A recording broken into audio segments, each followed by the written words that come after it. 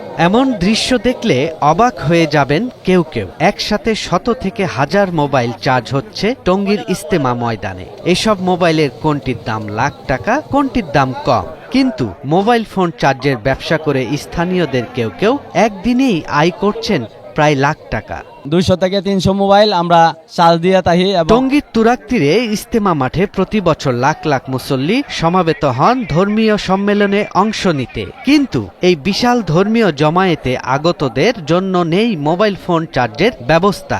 একে কেন্দ্র করে এক নতুন ধরনের ব্যবসা চালু হয়েছে।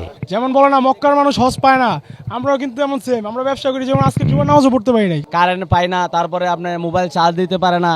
এই জন্য আমরা এই ব্যবস্থাটা করছি যাতে মুসল্লিদের সুবিধার জন্য যারা এখানে চার্জ করতে পারে। ইজতেমা মাঠে মোবাইল ফোন চার্জ দেওয়ার জন্য কয়েকজন স্থানীয় ব্যবসায়ী তাদের স্টল স্থাপন করেছেন, যা কিছুদিন আগ পর্যন্ত কল্পনা করা সম্ভব ছিল না। এটা কিন্তু একটা সেবা।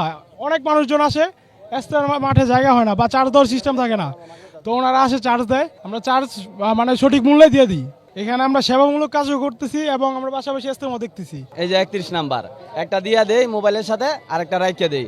ওই কার্ডটা যখন দিয়া দেব তখন এই মোবাইলটা আমরা তারে দিয়া দিব। ইজতেমা মাঠের আশেপাশে মুসল্লিরা তাদের মোবাইল ফোন চার্জ করার জন্য কিছু টাকা দিয়ে স্টলগুলোতে যাচ্ছেন। এখানে একটি চার্জিং স্টেশন বা মোবাইল চার্জিং ব্যাংকের ব্যবস্থা রাখা হয়েছে, যাতে মুসল্লিরা তাদের মোবাইল ফোনের ব্যাটারি শেষ হয়ে যাওয়ার পর সহজেই তা চার্জ করতে পারেন। ঘন্টা 20 টাকা। আবার অনেকের বাটন ফোন আসে, ফুল চার্জ দিয়ে দেয়। আবার অনেকে দাবি করে যে চার্জ হয় নাই, ওই ক্ষেত্রে আমরা টাকা নেই না। এই 1 ঘন্টা থেকে 1.5 ঘন্টা এর ভিতরে ফুল চার্জ হয়। আর আমাদের উন্নত মানের চার্জার, এই দামি চার্জার দিয়ে আমরা চার্জ দিই, এই জন্য তাড়াতাড়ি হয় আর কি। এই নতুন ব্যবসার প্রতি মুসল্লিদের আগ্রহ বেড়ে গেছে, কারণ দীর্ঘ সময় ধরে এক জায়গায় থাকতে হলে মোবাইল ফোনের প্রয়োজনীয়তা অপরিসীম। ইজতেমা মাঠে দীর্ঘ সময়ের জন্য অবস্থান করা এবং এক জায়গায় থাকার কারণে অনেকের মোবাইলের ব্যাটারি দ্রুত শেষ হয়ে যায়। তাই এই মোবাইল চার্জিং সেবা মুসল্লিদের জন্য অত্যন্ত কার্যকর হয়ে উঠেছে। আমি মোবাইলে একটু চার্জ দিবে রাইলাম ভাই, আমার মোবাইলে চার্জ নাই, তবে যেরকম সিস্টেম করছে তাতে আমার কাছে খুব ভালো লাগতেছে, আমাদের সুবিধা হচ্ছে। আমরা এই বিশ্ব ইজতেমায় এসে আমাদের এটাই উপকার হচ্ছে, আমাদের মোবাইলে দেখা গেছে চার্জ না থাকলে আমরা এখানে এসে চার্জ দিয়ে নিতে পারতেছি। ওদিকে দেখা চুরি হয়ে যাইতে পারতো, দেখা গেছে চার্জ দিয়ে আমরা হয়তো টয়লেটে যাইতে পারতাম, টয়লেটে গেলে দেখা গেছে মোবাইলের দিকটা পাইতাম না। এখন এখানে দিয়ে আমরা নিশ্চিন্তে আছি।